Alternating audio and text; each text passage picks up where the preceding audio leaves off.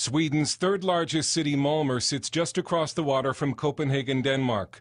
To visitors, Malmö seems quiet, nice, maybe a little boring. In other words, quintessentially Swedish.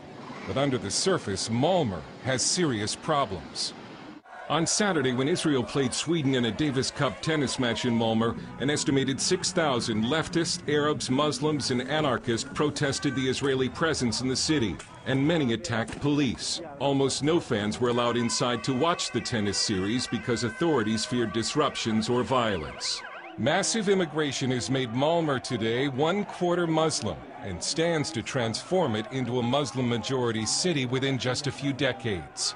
One of the most popular baby names is not Sven, but Mohammed. Pork has been taken off some school menus. Want to learn to drive? Here's Malmö's own Jihad driving school. And despite Malmö's usually placid appearance, this experiment in multiculturalism has not gone well.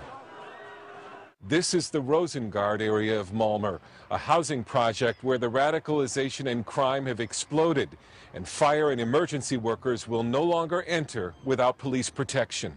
Immigrant unemployment in Rosengård is reported to be 70%.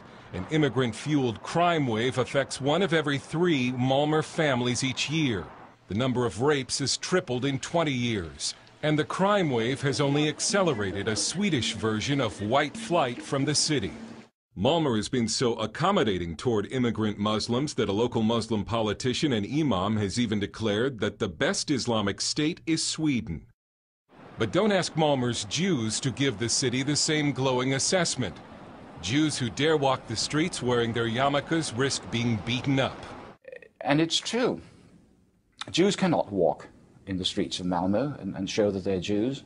Lars Hedegaard lives across the water from Malmö in Copenhagen, where he was a columnist for one of Denmark's largest newspapers. He says peaceful pro-Israeli demonstrations in Malmö, like the ones during the Gaza war earlier this year, were met with rocks, bottles, and pipe bombs from Arabs and leftists. I was there for a demonstration, a pro-Israeli demonstration with about 400 or 500 people, Jews, non-Jews, and I came over to cover it. The police allowed these, say, 100 Palestinians and Arabs to shout and threaten and throw bombs and rockets at us. A homemade bomb landed about 10 yards from me, went off with a big bang, and I thought, well, now the police, of course, is going to jump these guys, get them out of the way. They didn't. Just let them stand there. I filmed the police chief and asked him, why are they not reacting to this? Why are they not doing anything? And he simply answered, it's their right according to the Swedish constitution to be there. We apparently did not have the same right because we were forced out of their zone. Swede Ted Ekeroth helped film the Arab left counter-demonstrations. He saw Arabs throwing rocks at a 90-year-old Holocaust survivor.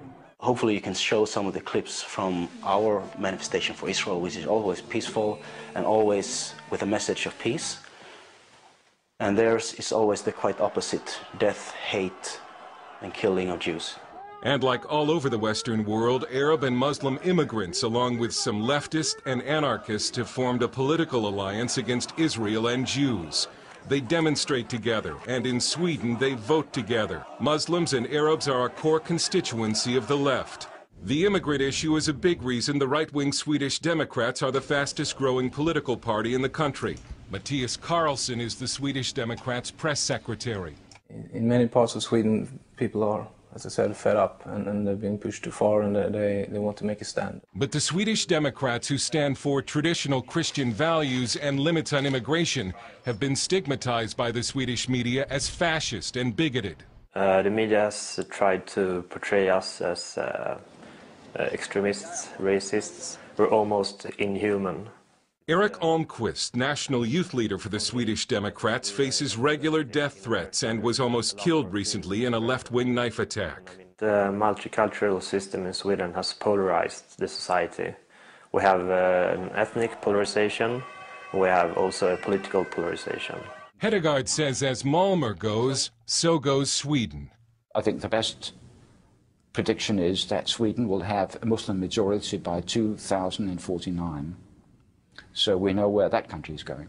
CBN News was unable to get a response from Malmö's mayor Ilmar Reepalu, but he told a Swedish publication he does not think anti-Semitism is greater in Malmö than in other Swedish cities, and said that harassment of Jews is, quote, not good.